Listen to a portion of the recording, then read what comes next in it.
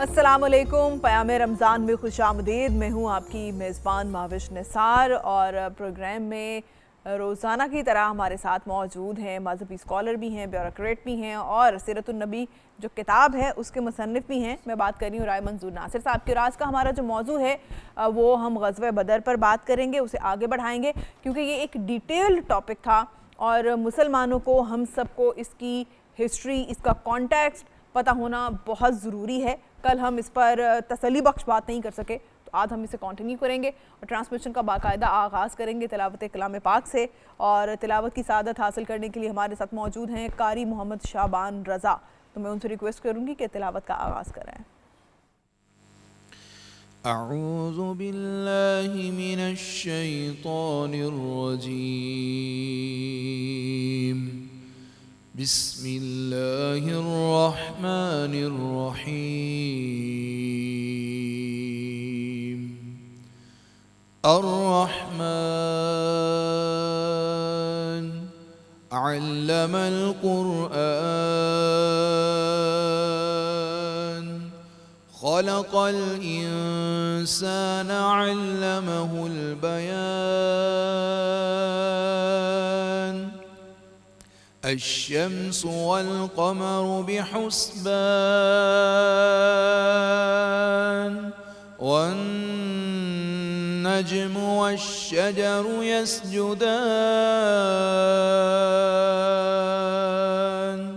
वस्समाअ रफ़अहा ववضعल मीज़ान Allah तत्गौ fill मीज़ान वअक़ीमुल वज़्न बिलक़िस्ति वला तुख़सिरुल मीज़ान।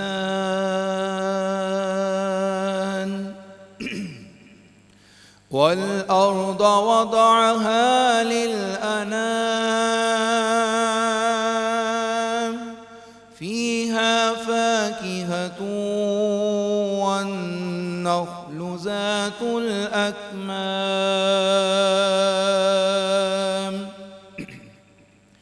वल्हब्बु ज़ुल अस्फ़ि वर्रैहान फ़बिअय्यि आलाइ रब्बिकुमा तुकज़्ज़िबान। खलक़ल इंसान मिन सलसालिन कल्फ़ख़्ख़ार वखलक़ल जान्न मिन मारिजिम मिन नार फ़बिअय्यि आलाइ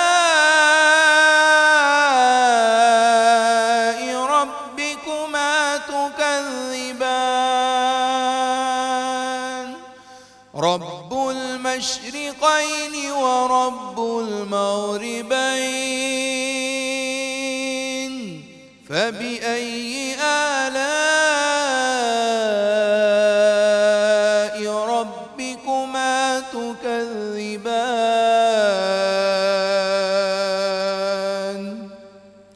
मरजल बहरैनि यल्तक़ियान बैनहुमा बरज़ख़ुन ला यबग़ियान फ़बिअय्यि आलाइ रब्बिकुमा तुकज़्ज़िबान। यख़रुज मिनहुमा अल-लुअ्लुअु वल-मरजान फ़बिअय्यि आलाइ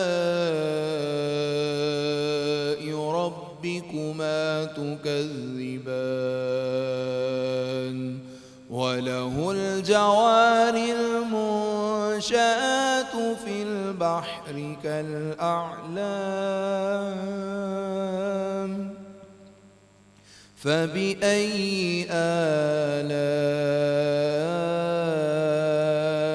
रब्बिकुमा ربكما تكذبان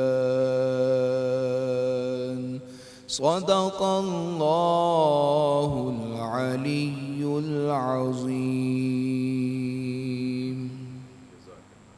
जज़ाकल्लाह। बहुत खूब कारी मोहम्मद शाबान साहब। माशाल्लाह, बिल्कुल याद ताज़ा कर दी मक्का मुकरमा की। ज़बरदस्त, बिल्कुल। बहुत खूबसूरत। तो जनाब नात रसूल मकबूल की जानिब बढ़ते हैं और हदिया नात पेश करने की सादत आज हासिल करें हाफिज़ मोहम्मद सुहेल नज़र।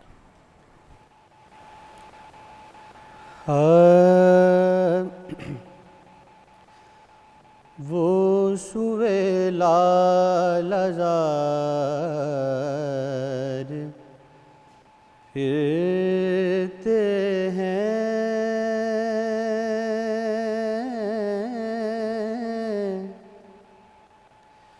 वो सुवे लालजार फिरते हैं, वो सुए लालजार फिरते हैं, तेरे दिन ए बहार फिरते हैं, तेरे दिन ए बहार फिरते हैं। उस गली का गदा हूँ मैं जिसमें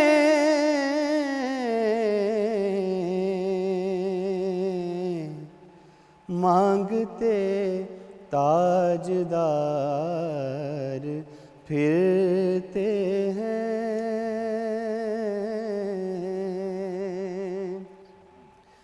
मांगते ताजदार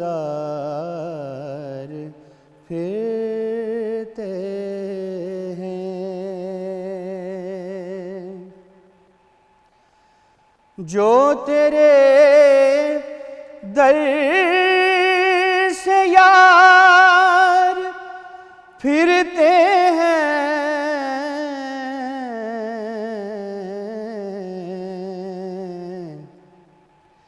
दर बदर यूं ही खार फिरते हैं,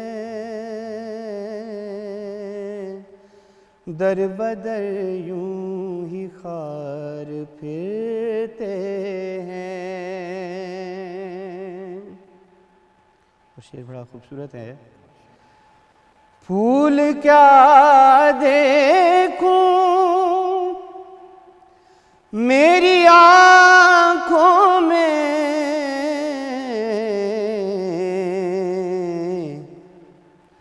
दश्ते तैबा के खार फिरते हैं, दश्ते तैबा के खार फिरते हैं। कोई क्यों पूछे तेरी बात रिज़ा,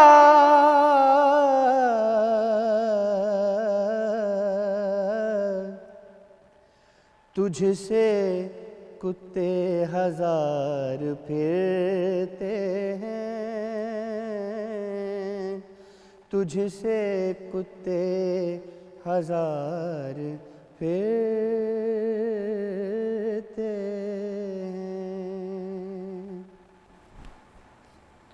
जज़ाकल्लाह। बहुत खूबसूरत कलाम और बहुत खूबसूरत अदायगी भी और आवाज़ भी बहुत अच्छी है। तो जनाब अपने हम मौजू की जानिब बढ़ेंगे आज जो दीन दुनिया से मुतालिक है। ग़ज़वा बदर पर बात करेंगे इस छोटी सी ब्रेक के बाद, साथ रहिएगा। ब्रेक के बाद खुशामदीद। पयाम रमज़ान में हमारा आपका साथ जारी है और राय साहब हमारे साथ मौजूद हैं। राय साहब, इस्लामिक हिस्ट्री में जो बड़े और अहम मशहूर वाक़यात हैं ग़ज़वा बदर पर हम आज अपने मौजू को इसको आगे बढ़ाएंगे। कुछ लोगों की ये लॉजिक होती है कि अब तो ज़माना इतना बदल गया, इतना मॉडर्न हो गया, तो अब इतनी पुरानी बातों को याद करने का क्या फ़ायदा है, आगे बढ़ें, ये सीखें वो सीखें। लेकिन हिस्ट्री की भी अपनी एक अहमियत है। अब हम जैसे ग़ज़वा बदर की बात करें तो आप समझते हैं कि जो हमारी अब नई नस्ल है या हम लोग भी, पुराने लोग भी जो हैं, इस्लामिक हिस्ट्री के साथ हमारी वाबस्तगी बहुत ज़रूरी है आगे बढ़ने के लिए भी। अच्छा, ये सवाल मुझे वैसे फ्रैंकली आपको समझ नहीं आया। नहीं, क्यों भाई नहीं? ये कौन लोग हैं जो देखें। कहते हैं कि पुराना छोड़ दें? अब देखें मेरी बात सुने ना, कुरान अच्छा, पाक चलो, ठीक पुराना है, है तो फिर क्या कुरान ना पढ़ें? हाँ, कलमा पुराना है तो क्या बिल्कुल। कलमा छोड़ दें? यानी ये तो मुझे क्वेश्चन ही नहीं आपको समझ आया। नहीं, वो तो एक मज़हब है ना, वो तो हम मुसलमान हैं, चले ये हमने सीरत उसको है, पढ़ना देखिए ना, है। इस्लामिक हाँ, हिस्ट्री और चीज़ है, सीरत और चीज़ पीपल है। Like who talk about like देखिए आप साइंस सीखें, आप ये सीखें, नहीं, वो हमको सीखें, मना ये तो नहीं कर देखें रहे, कि पुराने वाक़यात वहाँ हो से गए, शुरू हो ना गया। करें ना, मैं देखो गुजारिश करता हूँ। बिल्कुल प्लीज़। देखिए गुजारिश ये है कि अगर आपने इस्लाम कबूल करना है और Exactly. अगर आप अफोर्ड नहीं कर सकते दोज़ख में जाना और आप चाहते हैं कि जन्नत में सही, जाना है, देखिए ये तो बिल्कुल। सोशल कॉन्ट्रैक्ट है ना। एग्जैक्टली। जो लोग इस्लाम को नहीं मानते, अल्लाह उन्हें रोटी रिस्क देता है, और जो अल्लाह को भी नहीं मानते, एक वो भी है ना दैरिया, वो कहते हैं खुदा ही को हाँ, नहीं, वो जो फ्री ऑफ दैरिया जो है अल्लाह उनको भी रोटी रिस्क देता है। तो ये तो है चॉइस। और इस्लाम ने भी कहा कि ला इकराह फिद दीन, कि आपके दीन में कोई जबर नहीं कि आपको जबर डांग नहीं है। सोटा लेके, तलवार true, लेके, बिल्कुल। ज़बरदस्ती करके लोगों को कलमा पढ़ाएं। लेकिन जब आप कलमा पढ़ लेते हैं, फिर आप ये कैसी बात कर सकते हैं कोई मुसलमान कलमा पढ़े और वो कहे जी ना मैंने कुरान पढ़ना है, ना मैंने कलमा सीखना है, ना मैंने नमाज सीखनी है, ये तो पुरानी है, तो नई वो कोई घर से बनाएगा? देखिए ये चीज़ें तो वही हैं, मतलब हम बिल्कुल, रोटी ये खाते तो हैं, वही वॉशरूम जाते हैं, बच्चे पैदा होते हैं, मतलब ये तो दुनिया में अब ये तो समझिए। Exactly. हाँ देखिए, इस्लाम ने ये तो नहीं कहा ना कि साइंस अपना पढ़े। तो वापस आते हैं ग़ज़वा बदर की True, तरफ। true, हाँ, और उसी के देखिए पर। इस्लामिक हिस्ट्री में और सीरत में फ़र्क है। इस्लामिक हिस्ट्री तो ये भी है ना, जो यहाँ मुग़लों ने बादशाही हुकूमत की, या सलातीन दिल्ली ने की, या फातमीज़ थे, या स्पेन में मुसलमानों की गवर्नमेंट रही, वेरी मुस्लिम सल्जूक थे, वेरेवर देवर।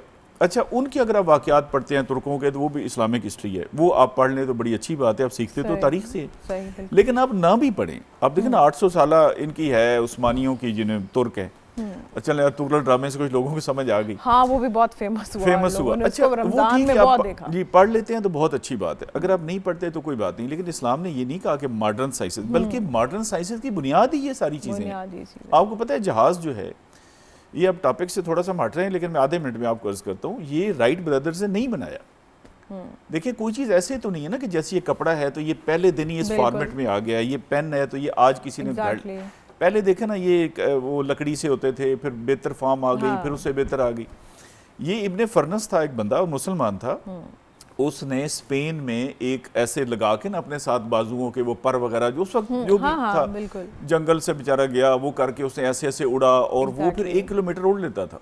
ये उसने बकायदा उड़ के दिखाया, और जी, जी। उसके दौरान ही उसकी डेथ भी और हुई। मोम से जोड़े थे उसने। एग्जैक्टली, अपने पर। बादशाह के बिल्कुल। सामने वो डेमोन्स्ट्रेशन कर रहा था। तो मतलब कोई भी चीज़ है ना, कागज़ की ईजाद है, इवन ये टीवी है जिसपे हम कैमरे में बैठे, ये कहीं से चल के आई है। बिल्कुल। तो इसमें इस्लाम ने तो बहुत इनकरेज की है। और साइंस आज जो चीज़ें प्रूव कर रही है वो इस्लाम बहुत पहले बता चुका है। ये एक अलग, ये भी एक टॉपिक मैं बिल्कुल। आपको बताऊंगा। नहीं, नहीं, it's ये not भी about हमारा एक topic. फैशन, ये भी हमारा एक फैशन है पाकिस्तान में कि आप हर चीज़ को इस्लाम की को साइंस से साबित करें। साइंस से ये साबित गुनाह करें। कबीरा हाँ, है, इसकी कोई वैसे इतनी ये ज़रूरत भी बिल्कुल नहीं। गुनाह है। मतलब देखे ना, आपको कोई शक है कि वालिद साहब का आपने डीएनए चेक कराया कि आपके अब्बा जी हैं, या मैंने अपने वालिद का डीएनए चेक करवाया, बिल्कुल। फिर साइंस से कराना चाहिए ना, भाई क्या पता हूँ कि ना हूँ। देखिए आपकी गवाही वहाँ ज़रूरत पड़ती है जब आपको शक होता है। मतलब हम लाहौर में बैठे हाँ, हैं, बिल्कुल। इसके लिए कोई गवाही नहीं, आज 18वां रोज़ा है, क्योंकि कोई अभी- गवाही नहीं। अब तो नहीं, खैर ये एक अरसे से कल्चर सा चला आ रहा है। ये कि कल्चर लोग है ना, मैं थोड़ा आपको सा बताता वो हूँ ना, देखे ना, फैशन सा बन गया। गुलाम कौम है, हम पहले एक के गुलाम रहे, फिर दूसरे के रहे, ज़हनी तौर पे अभी भी।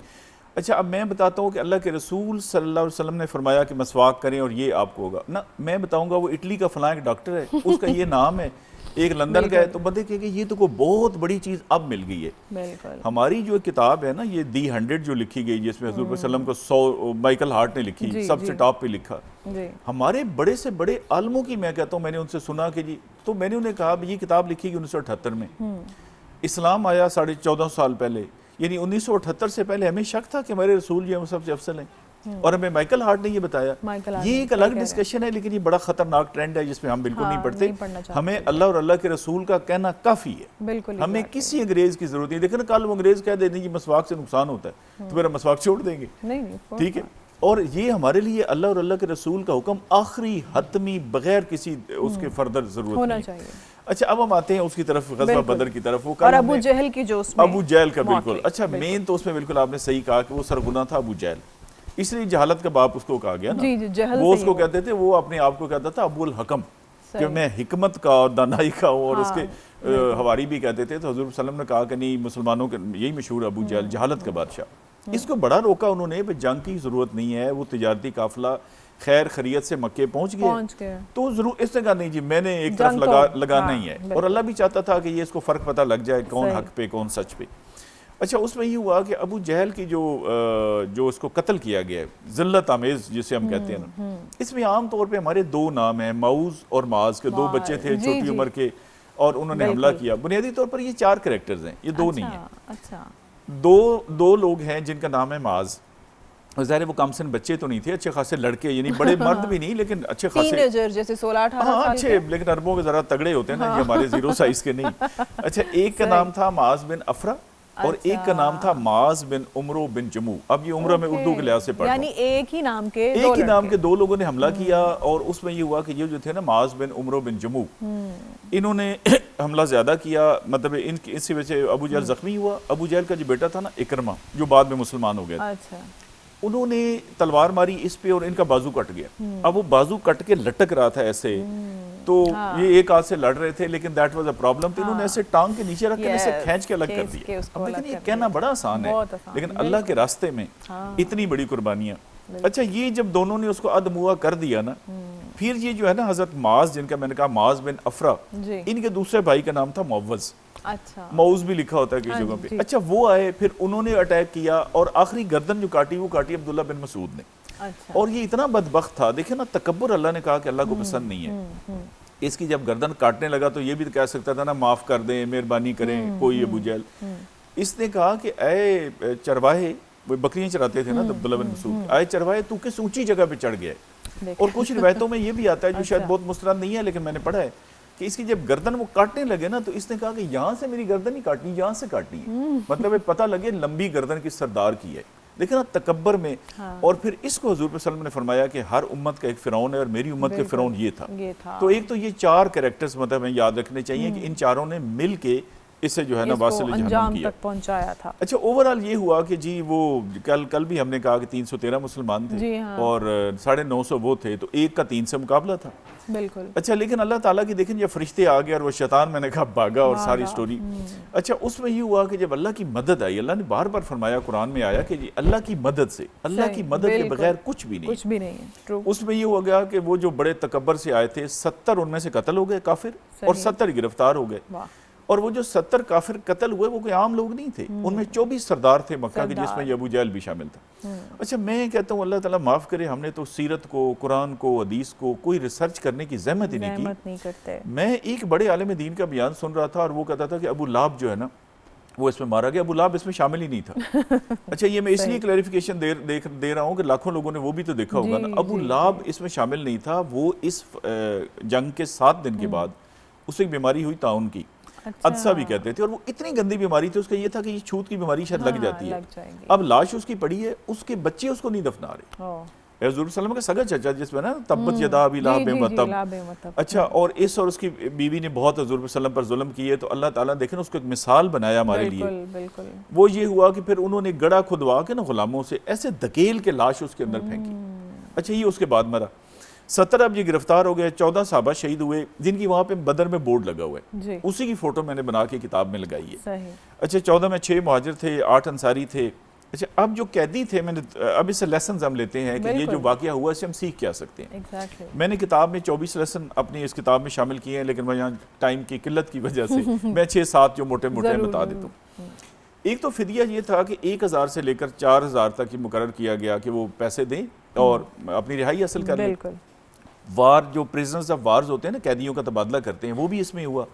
अच्छा, जो नहीं पे कर सकते थे, पहली दफ़ा नई एक बात की अल्लाह के रसूल सल्लल्लाहु अलैहि वसल्लम ने, आपने फरमाया कि जो नहीं कर सकते और जो पढ़े लिखे हैं वो 10 बच्चों को पढ़ा दें, मुसलमानों के बच्चों को, तो हम आपको छोड़ देंगे। ये भी था। अच्छा, अब सवाल ये है, बिल्कुल ये जो आपने शुरू में बात की ना, वो यहाँ पे अब मैं रिलेट कर रहा हूँ। मैंने इसीलिए बात की ताकि लोग इस बारे में जाने और देखें, फिर उसके जो आपने जवाब दिए उससे कितनी चीजें लोगों को समझ आई नहीं। अब ये उससे बड़ी रिलेटेड चीज है, मुझे पता था। अच्छा, वो देखिए हुआ क्या उसमें ये कि देखिए काफिर है पढ़ाने वाला, और काफिर सिर्फ काफिर नहीं है, काफिर हुआ जो मुसलमानों को शहीद करने के लिए आया, लड़ने मारने पे आया हुआ है ना, बिल्कुल उसके हवाले कर रहे हैं अपने बच्चे, तो वो क्या ख्याल है कुरान हदीस पढ़ाएगा, वो आम दुनिया की पढ़ाई कराएगा।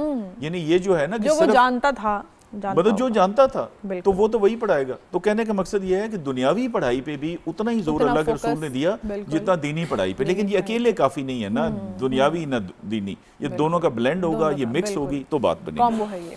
अच्छा, एक मैंने जिक्र किया हज़रत माज और हज़रत मोविज़ का कि ये अफरा के बेटे थे। हज़रत अफरा जो है ना, ये खातून है, एक अरब की बड़ी मशहूर। अच्छा, इसको हम आगे लेके चलें। जी, ब्रेक बिल्कुल, के बाद छोटी सी ब्रेक लेंगे जनाब। It's very interesting to know about all for us. तो इसके बाद हम ब्रेक के बाद इसको आगे बढ़ाते हैं, साथ रहिएगा।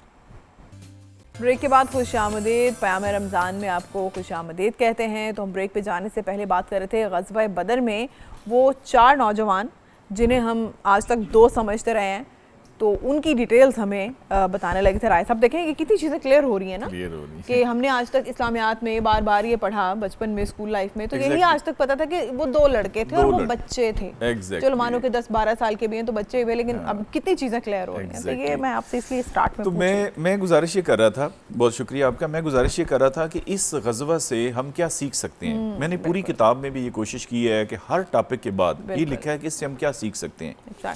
देखिए, ये कोई ऐसे स्टोरियाँ नहीं है कि हम सुन के सिर्फ उनको एंजॉय करें। उससे ये है कि हमारी ज़िंदगी पे आज हम क्या उससे सबक ले सकते हैं। मैं अर्ज़ कर रहा था कि ये जो थे ना हज़रत माज और हज़रत मोविज़, इनकी वालदा का नाम था हज़रत अफरा और अरब की बड़ी मशहूर खातून थी। उनके 7 बेटे थे और उन्होंने 7 के 7 पेश किए ग़ज़वा बदर में, और उनमें से 3 वहाँ शहीद हुए।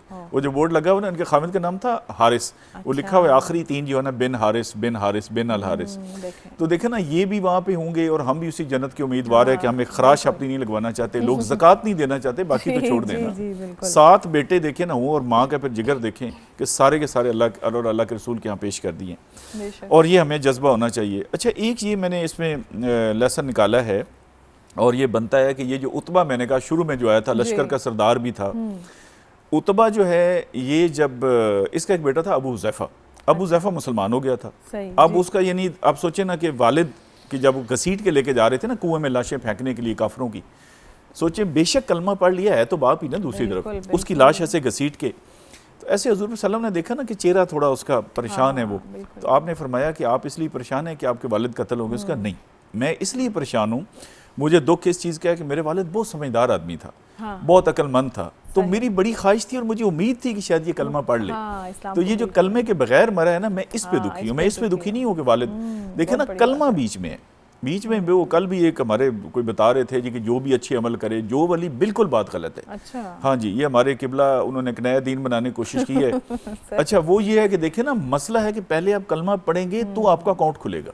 सही। देखे ना, अगर आप बैंक की बजाय के साथ जाके पैसे रोजाना रखाएं तो आपके अकाउंट में क्रेडिट हो जाएंगे? नहीं होंगे। आपका पहले अकाउंट ही तब खुलता है जब आप कलमा पढ़ते हैं। अच्छा, एक साहबी हैं मुसअब बिन उमैर रजी अल्लाह ताला अन्हु, जिनकी मुशाबियत बहुत ज़्यादा थी, हज़ूर सल्लम के साथ शक्ल मिलती थी। अच्छा, उनके एक भाई थे अबू अजीज़। अबू अजीज़ जो है ना, इन्होंने अभी इस्लाम कबूल नहीं किया था, ये गिरफ्तारों में शामिल थे जो कैदी बनाए गए। तो कोई एक मुसलमान साहबी, उनकी ना वो पीछे मुश्कें बांधते हैं ना कैदियों की, भाग ना जाए, वो बांध रहे थे ना, तो ये पास से गुजरे। अच्छा। तो इन्होंने उससे कहा कि भाई ये जो अबू अजीज़ है ना, इसकी ज़रा कस के बांधना, इसकी माँ बड़ी अमीर है, वो देगी ज्यादा पैसे, फिदिये के देगी।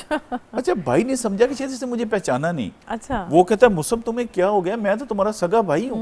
इन्होंने कहा नहीं, मेरा भाई वो है जो तुम्हारी मुश्किल कस रहा है। अब हमारी सिर्फ भाईचारा उससे है जो कलमा पढ़ता है। देखा ना, सगे भाई को अलग कर दिया और जो कलमा गो है। तो ये हमारा रिश्ता होना चाहिए मुसलमानों का आपस में, बिल्कुल ऐसे कि हम एक हैं, और जो कलमा नहीं पढ़ते वो एक है। और वो मजे की बात है, वो एक हैं। हाँ, वो है, हम एक नहीं है, हम एक नहीं है, ये हमें इससे सबक मिलता है। अच्छा, एक सबक ये मिलता है कि जो 3 लोग हजूर अकरम सल्लल्लाहु अलैहि वसल्लम ने पहले निकाले, उनमें मैंने अर्ज किया कि हजरत अली, हजरत हमजा और हजरत उबैदा रजी अल्लाह ताला। हजरत उबैदा जो है ना, हजूर सल्लम के कज़न है, लेकिन उनकी एज थी 63। अच्छा। 63 साल। अब देखिए ना, सामने उन्होंने चुने हुए लोग खड़े किए अपने कुफार ने, और उनके मुकाबले में एक 63 साल का बंदा बूढ़ा ही है, लेकिन उन्होंने एक दफा नहीं कहा कि या रसूलुल्लाह सल्लल्लाहु अलैहि वसल्लम, ये 313 लोग हैं, ये बड़े तगड़े हैं, मैं नहीं जाता, किसी और को भेज दें। वैसे जैसे हुक्म हुआ है ऐसे मानना है। ये है इत्तबा रसूल, कि अल्लाह के रसूल जो हुक्म दें, जिस वक्त हुक्म दें, जिस हालात में हुक्म दें, वो बिला चूनो चरा उसी वक्त खुशी से मानना है कि जी मुझे हुक्म दिया गया। अच्छा, एक इससे हमने ये निकाला नतीजा जी कि हजूर अकरम सल्लल्लाहु अलैहि वसल्लम ने पूरी रात, शाम को दोनों लश्कर वहाँ पहुँचे ना, सही। पूरी रात आपने दुआएं की और उन्होंने पूरी रात काफिरों ने शराब पिया और मौज मस्ती की। सही। मतलब अल्लाह ताला से हर वक्त दुआ करें। मुझे सरकारी कैपेसिटी में कोई भी बंदा कहता है ये काम है जी, मेहरबानी करें करा दें, मैं उसे कहता हूँ एक काम आप करें, एक मैं करता हूँ। मैं कोशिश करता हूँ आप दुआ करें, सही। हाँ, और उसके बगैर होता ही नहीं। क्योंकि मैंने दुआ कहा, से तो फिर अल्लाह की मदद शामिल देखिए हो जाती है वहाँ से ना। तो साइन होते हैं, साइन, बिल्कुल। नीचे तो हम सारे क्लर्क हैं। अगर वहाँ से मंजूरी होगी तो होगी और नहीं हुई तो नहीं हुई। तो हुजूर पाक सल्लल्लाहु अलैहि वसल्लम ने सारी रात सजदे में अल्लाह ताला से दुआएं की और अल्लाह ताला ने मदद फरमाई। अच्छा, एक इसमें यह है कि मैंने बहुत किताब में ये बात बार बार लिखी है कि हजूर अकरम सल्लल्लाहु अलैहि वसल्लम ने मशवरा फरमाया।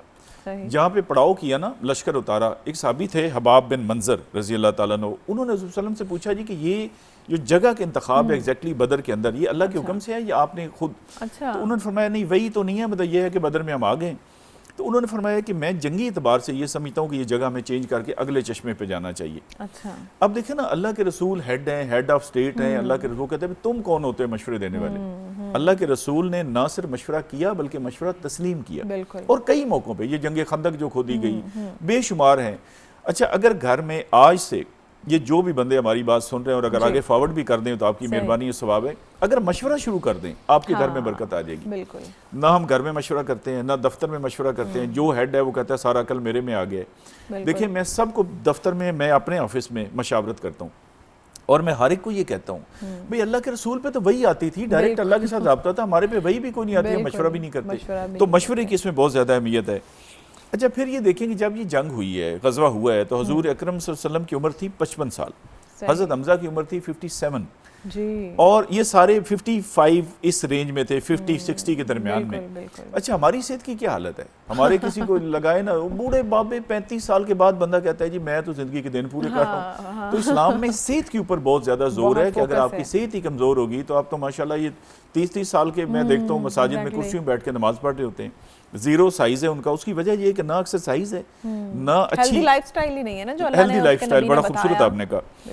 अच्छा, एक बात ये है कि जी आपने शुरू में उस तरफ इशारा किया था कि इससे हमारा क्या बनता है। देखिए ना, एक शेर है बड़ा मुझे पसंद है, फजाए बदर पैदा कर फरिश्ते तेरी नुसरत को उतर सकते हैं गर्दों से कतार अंदर कतार अब भी। लेकिन शर्त अल्लामा इकबाल ने पहली रख दी। मेरे ख्याल में मौलाना ज़फ़र अली खान का शेर है, फजाए बदर पैदा कर। फजाए बदर क्या थी? बदर में क्या था? देखिए नॉर्मली तो यही है ना, दो जंगें होती हैं, एक पार्टी इधर होती है, इधर होती है, लड़ाई होती है, एक जीतता है एक हारता है। नहीं, यहाँ ये मामला नहीं था। इधर थे हजूर अकरम सल्लल्लाहु अलैहि वसल्लम, उनके मद्दे मुकाबिल थे उनके सगे चचा अब्बास, बिल्कुल आगे दूसरी तरफ खड़े हुए उनके दामाद अबू लास, ये मुसलमान नहीं हुए थे। सामने खड़े हैं हज़रत अली के भाई अकील, कज़न, उनके साथ जंग है, लड़ाई, एक ने मरना है। अबू उबैदा अल जर्राह, एक तो उबैदा थे ना जो 3 में मैंने गिनाया, ये और साहबी अबू उबैदा, इनके सामने इनका सगा बाप, इधर बेटा इधर बाप, मुसलमानों की तरफ बेटा है सामने बाप, इन्होंने सगे बाप को तलवार से खुद कत्ल किया। ये कहना बड़ा आसान है, मैंने वही कहा ना कि हम किस मुंह से लेके जाएंगे जी कि या अल्लाह जन्नतुल फिरदौस में आला तरीन मकाम अता फरमा। अबू हुज़ैफा जो मैंने बताया कि उसका ये जो उतबा का बेटा था, देखिए बाप सामने खड़ा है उतबा, उसका भाई अबू हुज़ैफा का वलीद सामने खड़ा है, चचा शिबा। ये पता है ना, उतबा की बेटी है हिंद, जो अबू सुफियान की बीवी, जिसको हिंदा हमारे लोग कहते हैं। हिंदा नाम ही गलत है, हिंदी नाम है। हिंद नाम है, वो हमारे शेरों में भी आता है, हिंदा मिजाज फलाना, हिंद नाम है उनका। अच्छा, हजरत उमर रज़ी अल्लाह ताला उन्होंने अपने सगे मामों को कत्ल किया। अच्छा, मामों से देखें बहुत ज्यादा प्यार होता है। हजरत मुसअब बिन उमैर का मैंने बता दिया कि उनके सामने उनका भाई अबू अजीज खड़ा है। हजरत अली के सामने उनका भाई हजरत तो नहीं उस वक्त अकील थे, हजरत अबू बकर सिद्दीक रज़ी अल्लाह ताला अन्हु ने, उनका बेटा अब्दुर्रहमान काफिरों की तरफ, और ये इधर। तो बाद में जब वो मुसलमान हो गया अब्दुर्रहमान, तो ऐसे बाप बेटा हजरत अबू बकर और वो बैठे हुए थे एक दिन, तो अब्दुर्रहमान ने कहा कि अब्बा जी जिस दिन बदर का दिन था ना, आप 2-3 दफ़ा मेरी तलवार की जद में आए, लेकिन मैंने कहा जी बाप है तो मैं नहीं तलवार नहीं चलाई। हज़रत अबू बकर सिद्दीक रज़ी अल्लाह ताला अन्हु पे कुर्बान जाए उनको ईमान पे, उन्होंने कहा अल्लाह की कसम खा के मैं कहता हूँ कि अगर तुम मेरी तलवार की जद में आते मैं तेरी गर्दन उड़ा देता। ये है फ़ज़ाए बदर पैदा कर फरिश्ते तेरी नुसरत को उतर सकते हैं गर्दों से कतार अंदर कतार अब भी।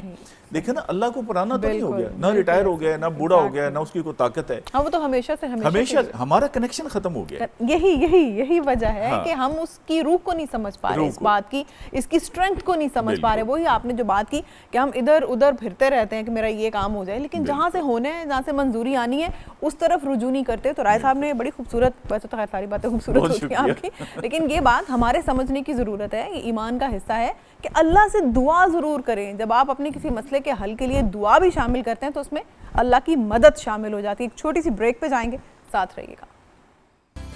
दामान शिफाअत में छुपाए रखना अपने दामान शफाअत में छुपाए रखना मेरे सरकार मेरी बात बनाए रखना मेरे सरकार मेरी बात बनाए रखना अपने दामान शफाअत में छुपाए रखना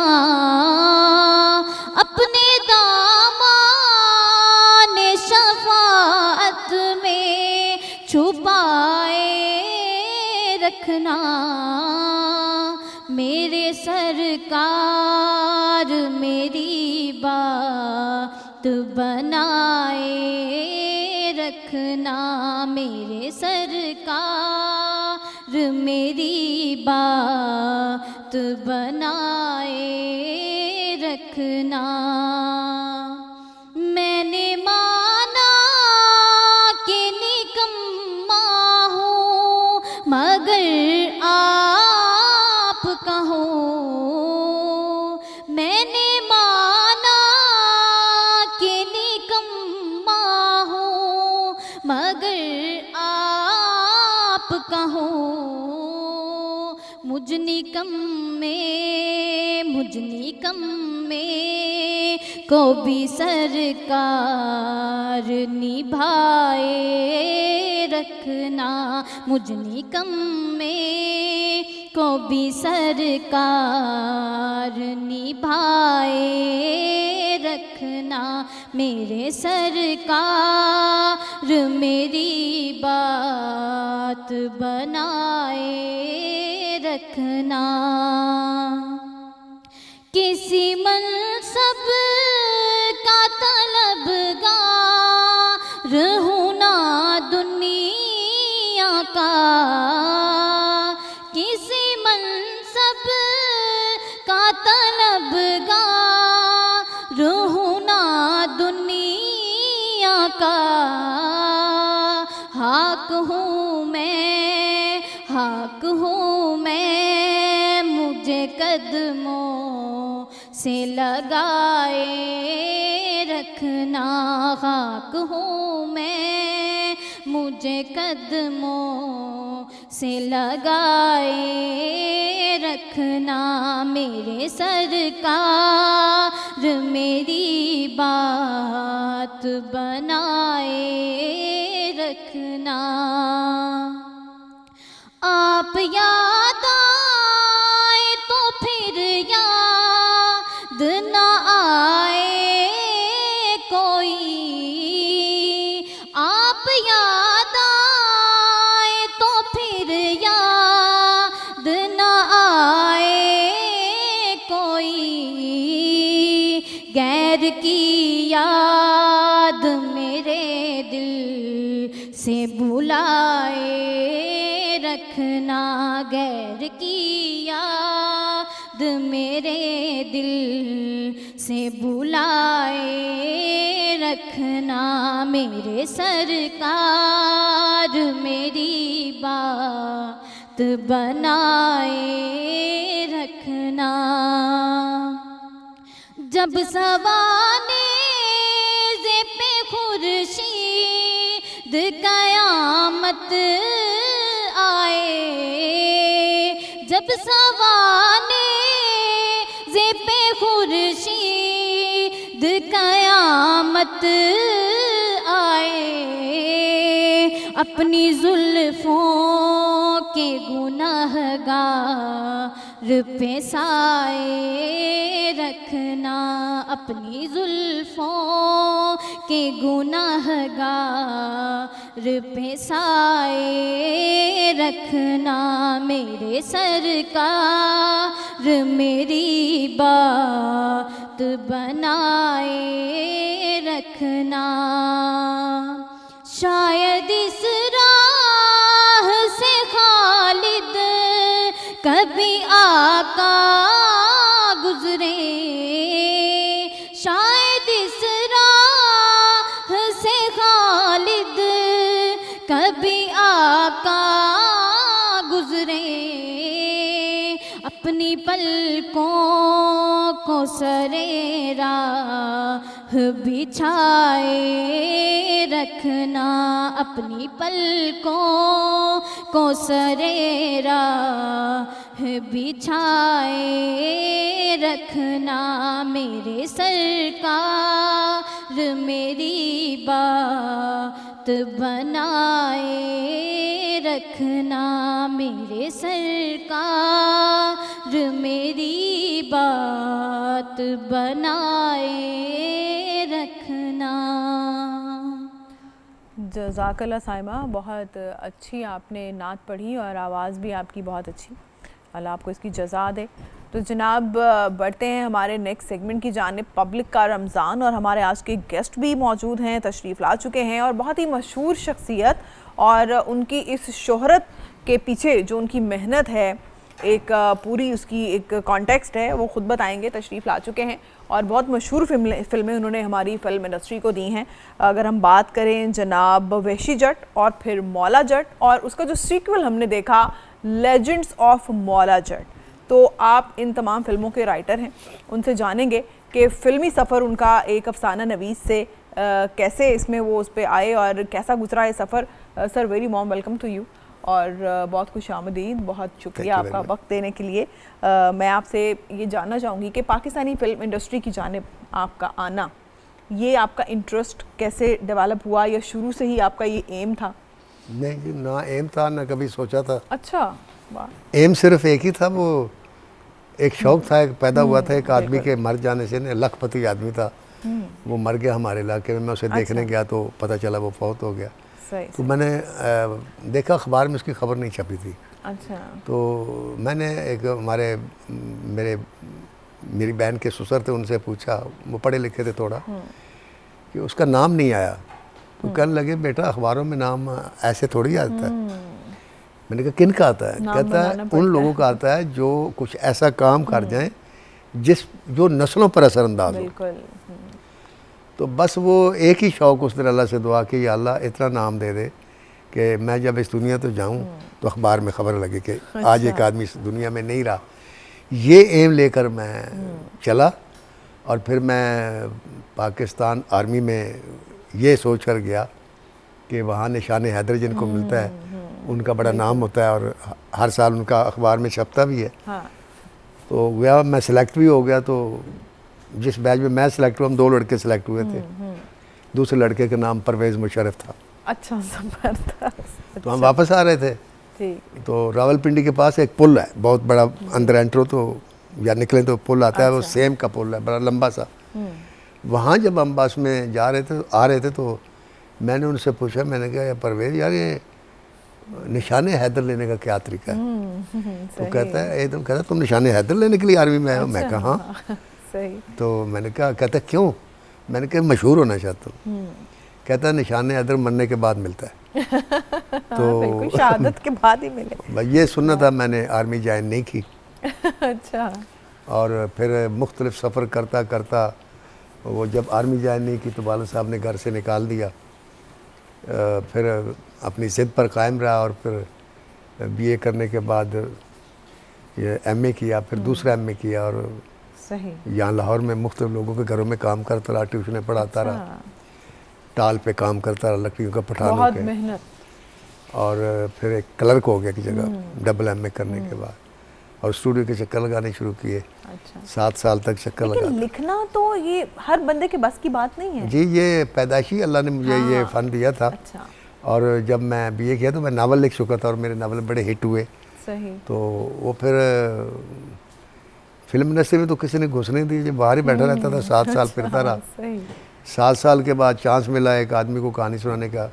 बहुत बड़े डायरेक्टर थे, अल्लाह उनको जो हरीके रहमत करे, इकबाल कश्मीरी साहब। अच्छा अच्छा अच्छा।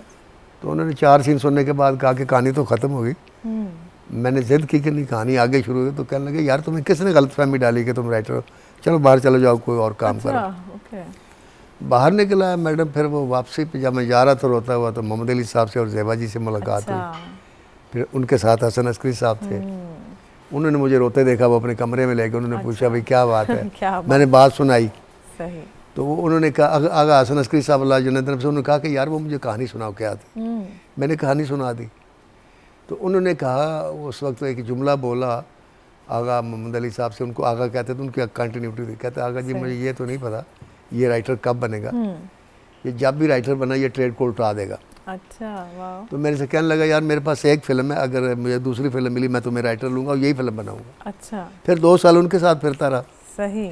2 साल के बाद उनको फिल्म मिली, तो फिल्म बनी, वो वैशी जट थी जिसकी कहानी सुनाई थी। और उसके बाद उसने बाकी ट्रेड को उल्टा दिया। बिल्कुल सही। और ऐसा उल्टाया कि मुझे सीधा कर दिया। जबरदस्त। और हम आज तक उस ट्रेड में घूम रहे हैं। सही। और आज भी ट्रेड वैशी जट के दायरे में घूम रही है और मौला जट के दायरे में। और वो बॉर्डर पार भी चला गया मेरा मौला जट।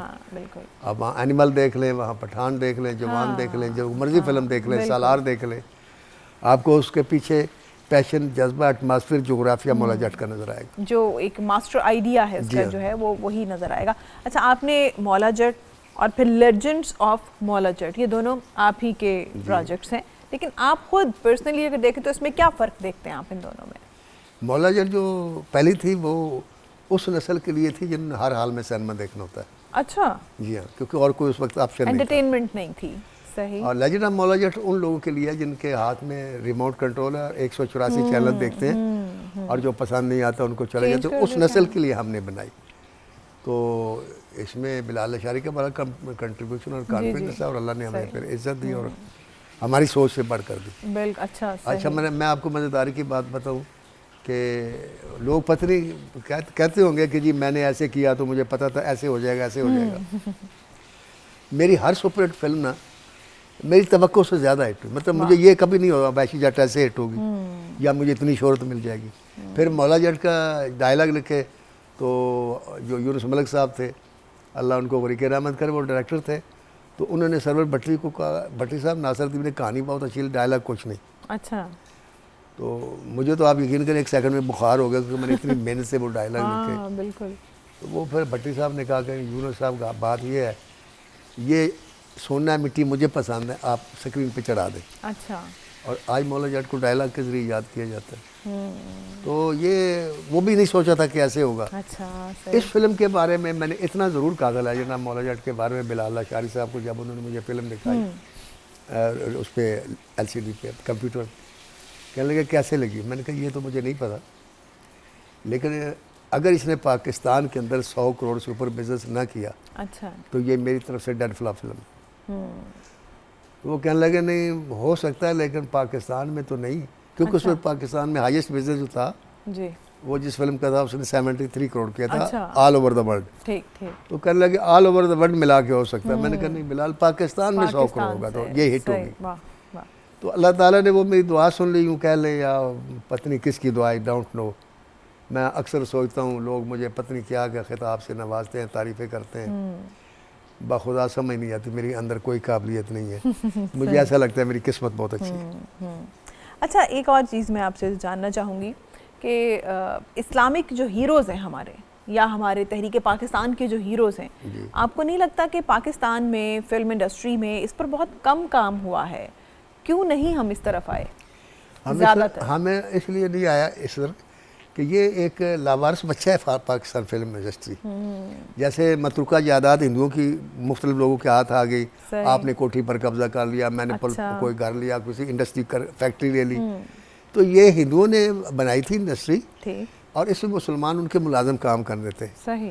तो जिस वक्त वो गए थे यहाँ स्टूडियो रह गए, तो वो जो लोग यहाँ उस वक्त मौजूद थे सही, उन्होंने फिल्में बनानी शुरू की और वो चलती रही, और वो पढ़े लिखे लोग थे, वो अच्छी फिल्म आप देखें 47 से लेकर आप 60 तक का दौर देखें, तो उसमें तनवीर नकवी, उसमें अहमद राही, उसमें मुनीर नियाज़ी, उसमें क़तील शिफाई, उसमें फैज़ अहमद फैज़,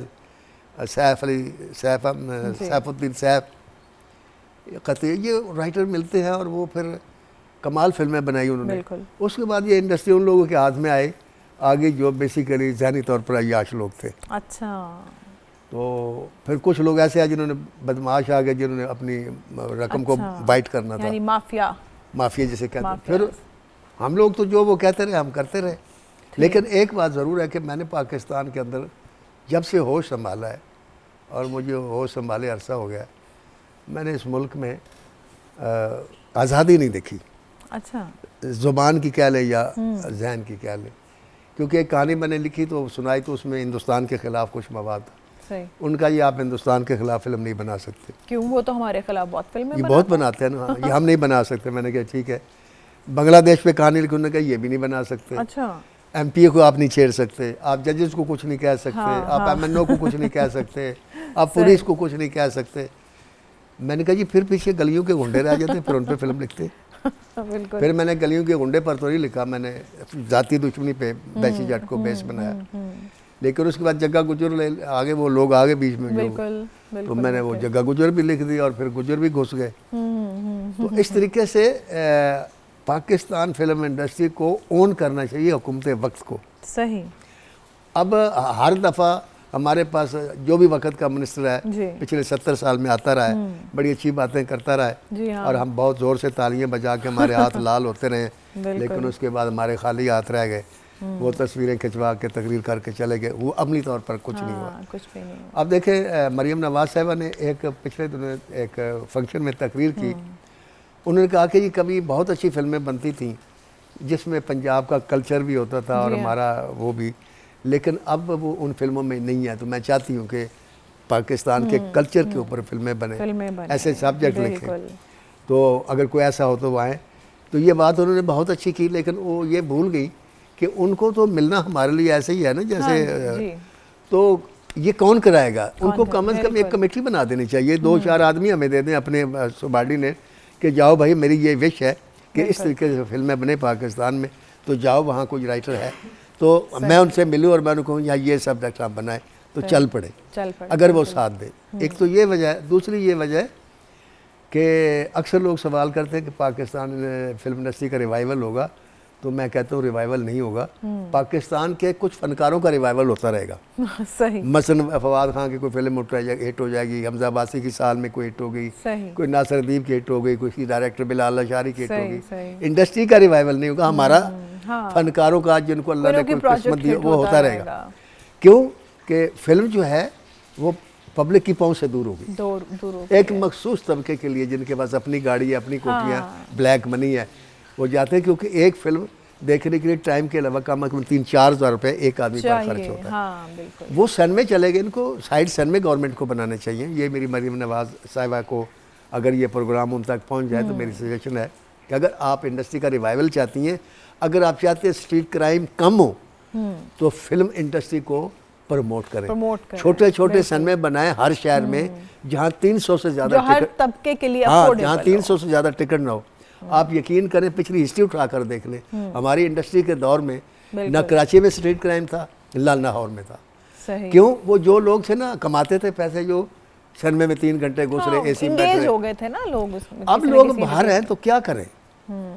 एक महंगाई, एक वो, तो ज़रूरत है कि पाकिस्तान फिल्म इंडस्ट्री को इसलिए भी प्रमोट करना चाहिए। मैं मरियम नवाज साहब से ये दरख्वास्त करूँगा कि जर्मन और जापान ने 2 एटम खाए, 2 एटम बम, और जर्मन ने 2 आलमी जंगें हारी। दोनों आज दुनिया की सबसे बड़ी ताकतें हैं, और दोनों ने अपनी कौम के मोरल को ऊंचा किया है थ्रू फिल्म इंडस्ट्री। क्योंकि जो काम फिल्म में होता है, देखें मौलवी का आवाज़ हर कोई नहीं सुनता, फिल्म हर कोई देख लेता है। तो अच्छे सब्जेक्ट्स पे फिल्में बनानी और फिर चाहिए। वो आप देखें ना, मैंने एक फिल्म लिखी काले चोर, उसमें मैंने मौजूद बनाया था जुर्म 24 घंटे इंसाफ 8 घंटे। जी जी जी। उस वक्त 2 बजे के बाद आपको रिलीफ नहीं मिलता था। अदालत 91 में 90 में मेरी वो फिल्म रिलीज हुई और 90 में उस वक्त के चीफ जस्टिस ने ये ऑर्डर कर दिया कि एक मजिस्ट्रेट, ड्यूटी मजिस्ट्रेट जरूर होना चाहिए, 24 घंटे आप रात के 2 बजे भी आप रिलीफ दे सकते हैं। तो वही देखे ना कि अच्छे टॉपिक तो पर जो एक अच्छे टॉपिक पे फिल्म बनी, उसने आपको आउटकम दिया, उसका आउटकम आया उसका। तो अच्छी फिल्म होगी तो आप देखें मौला जट बनाई, एक सिस्टम के खिलाफ बनाई और वो सिस्टम आज भी है। बिल्कुल। तो मौला जट भी जिंदा है। बिल्कुल ऐसे। और आप किसी जो लीडर की तकरीर होगी, टीवी टॉक शो होगा, असेंबली में आपको मौला जट का जिक्र जरूर मिलेगा। जी, वो या किसी किरदार का मिलेगा। एग्जैक्टली। कुछ मजीद आपसे तो कितना असर है, आप कितना असर है बिल्कुल कि अब असेंबली में एक आदमी कह रहा है कि अगर आपने मौला जट स्टाइल हुकूमत करनी है तो ये है, वो करनी है तो ये है। बिल्कुल। यार जब आप तक मौला जट पहुंच गया, आसफ जरदारी भी डायलॉग बोलता है, एतजाज हसन भी डायलॉग बोलता है, बेनज़ीर भी बोली, नवाज शरीफ साहब ने भी बोला, मरीम नवाज ने भी मौला जट का जिक्र किया। तो इसका मतलब है कि फिल्म असर करती है ना। तो इस कलम को, मेरे को या हर राइटर के कलम को आप अपने आवाम के लिए, कौम के लिए यूज करें। और ये जो कौम बिखरी हुई है, जो बिगड़ी हुई है, जो एक दूसरे के खिलाफ हो रही है, जिसको अपना मुस्तकबिल नजर नहीं आ रहा, ये हम बता सकते हैं थ्रू फिल्म। इनको करना चाहिए। कुछ मजीद अहम सवाल जनाब नासिर अदीब साहब हमारे साथ हैं, उनसे करेंगे। इस छोटे से ब्रेक के बाद साथ रहिएगा। क़याम रमज़ान में खुशामदीद। जनाब नासिर अदीब साहब हमारे साथ मौजूद हैं और हमारी शेफ़ भी किचन में पहुंच चुकी हैं और ज़बरदस्त किस्म की खुशबुएँ भी आ रही हैं क्योंकि वो अपने काम पर लग चुकी हैं। तो उनसे भी हम बात करेंगे, उनसे पूछेंगे कि आज का मेन्यू क्या है। लेकिन नासिर अदीब साहब से जो गुफ्तगू हो रही थी मैं उसी को कंटिन्यू करूँगी क्योंकि बहुत इंटरेस्टिंग थी ये गुफ्तगू। अच्छा नासिर साहब, एक सरगोदा का गाँव हवेली स्याला बहुत दूर, वहाँ पर एक लड़का रहता था मोहम्मद नवाज़। उस मोहम्मद नवाज़ ने कभी ये सोचा था कि वो फ़िल्म लिखेगा, वो नॉवेल्स लिखेगा, और फिर वो क्या इंस्पिरेशन थी कि वो मोहम्मद नवाज़ से नासिर अदीब हुआ? जी, वो एक छोटा सा वाक़या हुआ जिसने मुझे सोचना सिखाया कि मैं छोटा सा था, मेरे ख्याल में 2 साल उम्र होगी और उस वक्त मैं माँ का दूध पीता था, वो ज़माना मुझे याद है। तो मैं एक दिन बैठा था तो मेरी माँ ने एकदम औरतें पास बैठ कहती बाहर तू जब चला जाते की कर रहे।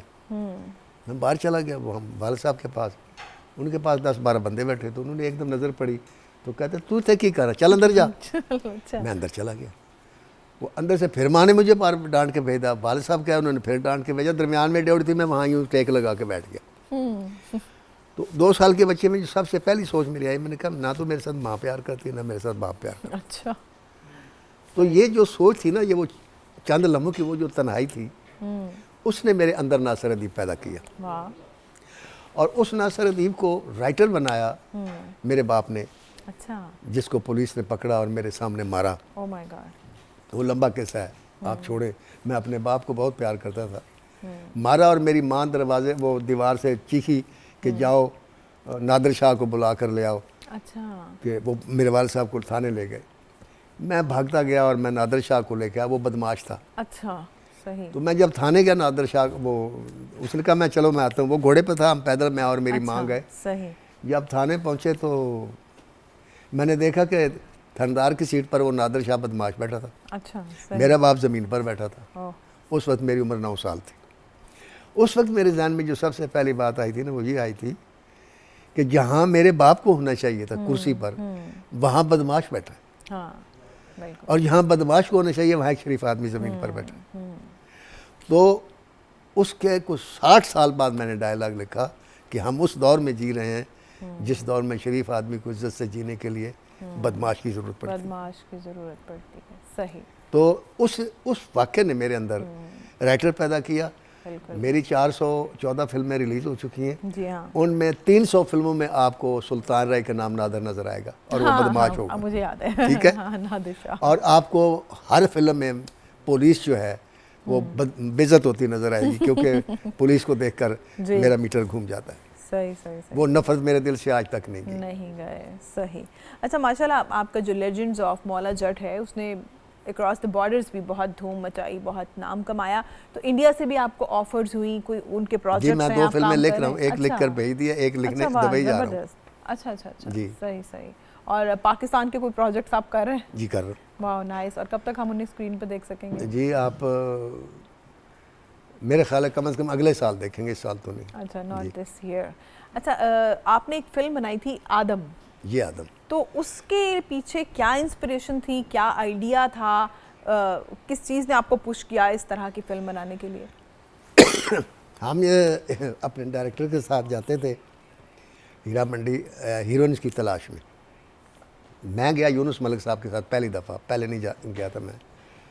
तो जब मैं हीरा मंडी में एंटर हो रहा था ना, तो अजान शुरू होगी इशा की। अच्छा।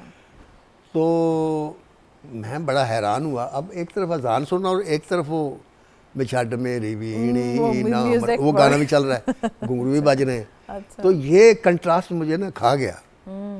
तो उस वक्त मेरे जहन में आया कि यार मंडी मस्जिद के साथ नहीं होनी चाहिए। अच्छा। इस पर मैंने फिल्म लिखी। अब वो मंडी गिराने के लिए आता है वो बदमाश, सुल्तान राय ने वो रोल किया था। ठीक है। तो वो पुलिस वाला कहता है कि तू मंडी नहीं टा सकता। कहता क्यों?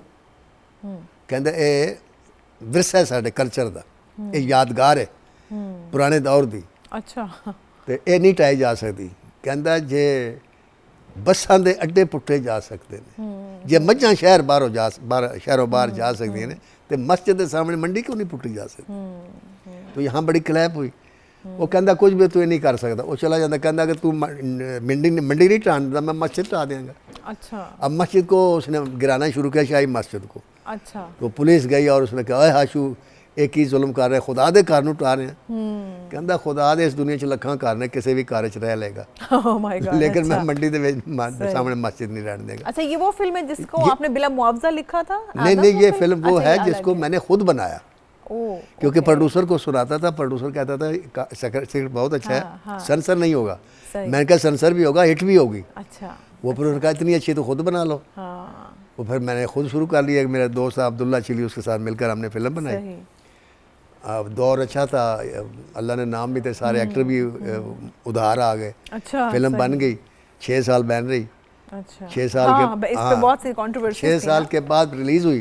ठीक। तो सदर ज़ियाउल हक ने बुलाया था तमाम इंडस्ट्री के लोगों को, तो मैं भी गया था। तो वहाँ उन्होंने हर एक को मौका दिया कि मिनट। तो मैंने ज़िया साहब को डायरेक्ट मुखातब करके कहा, क्योंकि जुर्रत मेरे अंदर शुरू से है, मैं जट हूँ। तो मैंने कहा ज़िया साहब आपने फैसलाबाद का रेडियो का इफ्तिताह किया था, आपने एक डायलॉग बोला था, अखबार में छपा था कि मैं रेडियो पाकिस्तान पर खुश हूँ, किसी ने मेरी कौम का रुख काबे की तरफ मोड़ दिया। मैंने कहा ये मैंने फिल्म बनाई है, ये आदम मैंने कौम को काबे के अंदर पहुँचाया है, और ये आपके डॉक्टर सफदर महमूद ने बैन की हुई है। अच्छा। वो फिर जब जवाब देने लगे ना हर एक का, तो उन्होंने डॉक्टर सफदर महमूद से कहा कि आप इन्हें कल सर्टिफिकेट दे दें फिल्म का। अच्छा, सही। अगले दिन मैं सर्टिफिकेट लेने गया, तो डॉक्टर सफदर महमूद साहब ने 17 उलमा बुलवाए हुए थे। ओह, सही। अलामा शिया के भी, सुन्नी के, बरेलवी, चकड़ेली, 17 के 17 उलमा ने ये लिखा था कि ये फिल्म एक लफ्ज़ काटे बगैर पब्लिक को दिखाई जाए। ज़बरदस्त। और डॉक्टर सफदर महमूद ने सर 3900 फुट फिल्म काट के मुझे दी। अच्छा। वो फिर मैंने दोबारा हमने शूटिंग की, लगाई, और वो सुपरहिट हुई। फिर शेख रशीद साहब उस फिल्म का मुझे बेस्ट राइटर का अवार्ड देने आए। सही सही। तो मैंने माइक पकड़ा, तो आवारी में फंक्शन था। ठीक। मैंने कहा शेख रशीद साहब, आपकी हुकूमत ने 6 साल इस फिल्म को नाकाबिले नुमाइश करार देकर बंद रखा। सही। आज उसका मुझे बेस्ट राइटर का अवार्ड देने आए। ऐसी मुनाफिक हुकूमत का ना अवार्ड चाहिए ना पैसे चाहिए। वो 25,000 रुपया और वो मूर्ति मैंने अपने असिस्टेंट को दे दी। अच्छा अच्छा। जो मेरा डायरेक्टर भी था। ठीक ठीक ठीक ठीक। तो जनाब, गुफ्तगू का सिलसिला आगे बढ़ाएंगे, एक छोटी सी ब्रेक लेंगे, फिर आपको किचन में लेकर जाएंगे, शेफ़ वहाँ पर मौजूद हैं। एक छोटी सी ब्रेक ले रहे हैं, साथ रहिएगा। ब्रेक के बाद खुश आमदीद। तो जनाब, क़याम रमज़ान में अब वक्त है मोस्ट अवेटिंग सेगमेंट का, यानी मैं जा रही हूँ किचन में और हमारी शेफ़ महविश सितारा मौजूद है। अस्सलाम वालेकुम महविश। वालेकुम सलाम, कैसी हैं आप? मैं बिल्कुल ठीक हूँ। तो क्या मेन्यू है आपका? मैं फिर भूल गई, आपने हालांकि मुझे बताया भी था हमेशा की तरह। आज मैंने बनाया है चटपटा समोसा। अच्छा। उसके साथ मैंने बनाई है फिरनी और तरबूज का ड्रिंक। सही। तो अच्छा, आज बस आप हमें समोसे खिला देंगी? हाँ जी। कैसे पेट भरेगा यार हमारा समोसों से? नहीं, आज गुजारा करना पड़ेगा। और उसी के साथ साथ ये हम समोसों के साथ डालेंगे कनौर की केचप को। ओके, ये आपने इसलिए रखा था? हाँ जी बिल्कुल। हम सर्व करेंगे आज। टमाटो हो गई इनकी, टमाटो सॉस हो गई। Tomato sauce. Oh my God. अच्छा, तो बहुत ज़्यादा नहीं निकाल लिया आपने? नहीं, समोसे भी तो ज़्यादा है ना। ओके, तो ये सबके लिए। अच्छा, ठीक हो गया।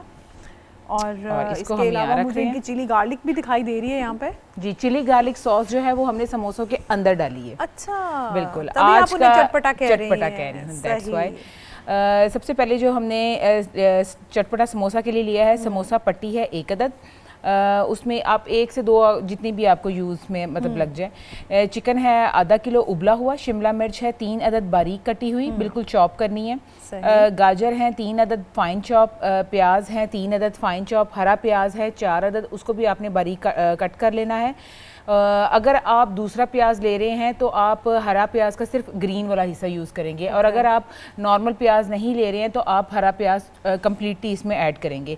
मैदा लेंगे हम 4 खाने के चम्मच, नमक 1 चम्मच, काली मिर्च है 1 चाय का चम्मच, चिली सॉस है 4 खाने के चम्मच, सिरका है 4 खाने के चम्मच, सोया सॉस है 4 खाने के चम्मच, फ्राई के लिए कश्मीर कुकिंग ऑयल है, और हमने इसमें लिए है चिली गार्लिक सॉस जो हमने जो इसका खास इंग्रेडिएंट है जिससे ये चटपटा बनेगा। जिससे ये चटपटा बनेगा। अच्छा, मुझे यहाँ पे ये एक ब्लू कलर का पाउच नजर आ रहा है, हेलमंस, ये कोई मायो है या ये भी कोई सॉस है, ये क्या है?